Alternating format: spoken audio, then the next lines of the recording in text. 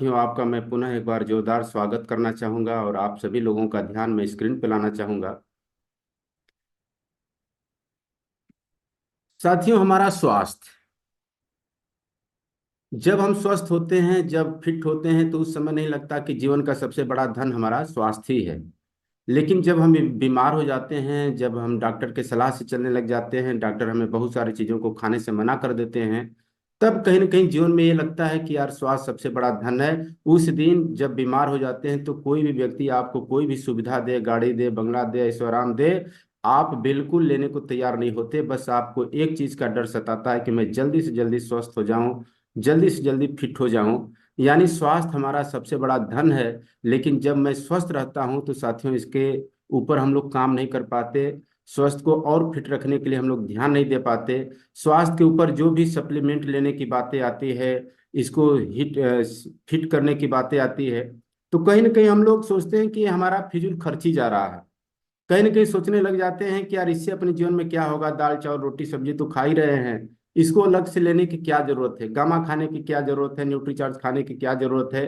कहीं ना कहीं यह बातें हमें शुरू में सताती है। लेकिन साथियों, हम दूसरे रूपों में बहुत सारा नुकसान कर जाते हैं।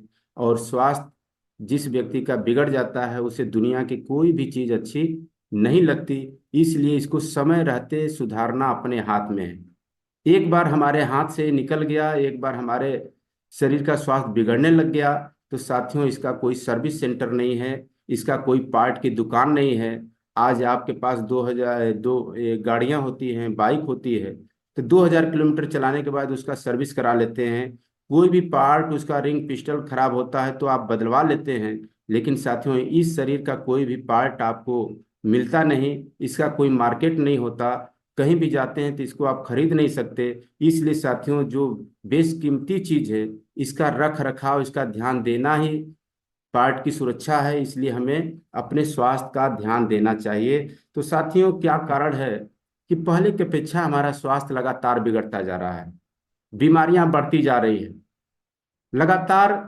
हम बीमारियों के शिकार होते जा रहे हैं, हार्ट के पेशेंट बढ़ते जा रहे हैं, हमारी औसत आयु लगातार कम होती जा रही है। इसके पीछे कारण क्या है साथियों? सबसे बड़ा कारण है हमारे जीवन का चक्र।